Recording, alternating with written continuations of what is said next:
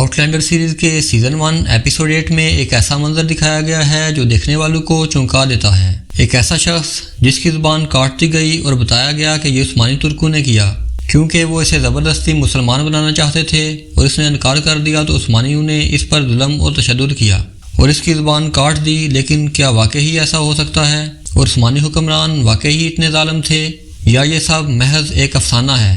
آئیے تاریخ اور حقیقت کا موازنہ کرتے ہیں۔ He was captured by the Turks and poured boiling oil on his legs.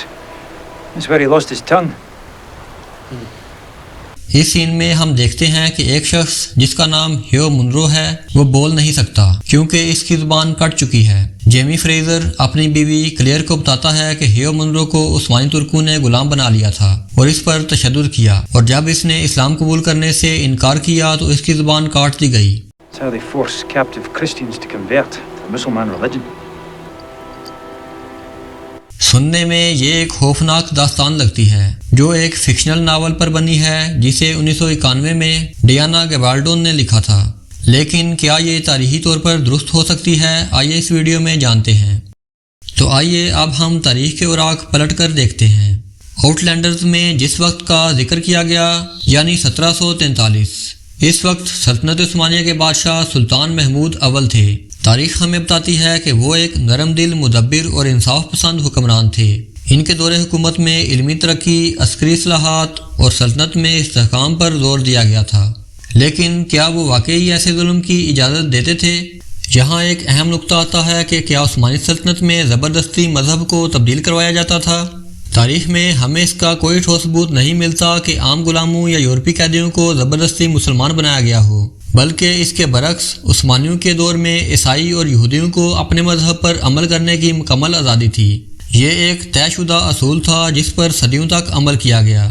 یہ بات سچ ہے کہ عثمانیوں کے دور میں غلاموں کا نظام رہا، لیکن یہ ایک مختصر سا عرصہ تھا جس کی بنا پر پوری سلطنت کو بدنام نہیں کیا جا سکتا، اور اس دور میں بھی کسی غلام عیسائی کو زبردستی مسلمان کرنے اور ان غلاموں پر تشدد کرنے کے کوئی شواہد نہیں ملتے، اور 18ویں صدی میں غلامی کا نظام ختم ہو چکا تھا۔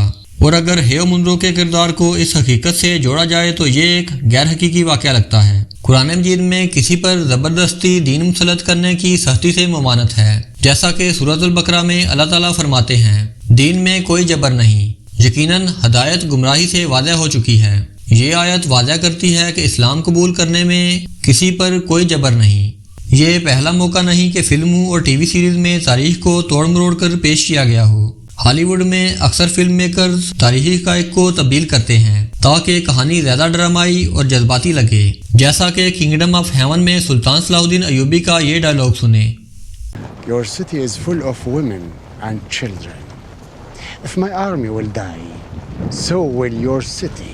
یعنی وہ عیسائی حکمران بالڈون کو دھمکا رہے ہیں کہ اگر شہر حوالے نہ کیا گیا تو عیسائی عورتوں اور بچوں پر ظلم کریں گے۔ اسی طرح گلیڈیٹرز میں رومن جنرل کے مخالفین کو وحشی صحرائی جنگجو کے طور پر دکھایا گیا ہے، جبکہ حقیقت میں رومی سلطنت اور اسلامی تہذیب کے درمیان دوسری صدی میں کوئی جنگ نہیں ہوئی کیونکہ اسلام 7ویں صدی میں آیا تھا، اور اسی طرح آؤٹ لینڈرز میں بھی یہی کیا گیا ہے۔ اور تاریخ ہمیں بتاتی ہے کہ محمود اول ایک معتدل حکمران تھے، اور تاریخ میں ہمیں اس طرح کے زور زبردستی مذہب تبدیل کرنے کے شواہد نہیں ملتے۔ تو ناظرین، آپ اس بارے میں کیا سوچتے ہیں؟ اپنی رائے کا اظہار کمنٹ سیکشن میں کریں۔ میں ملوں گا آپ کو ایسی ہی ایک نئی ویڈیو میں، تب تک کے لیے اللہ حافظ۔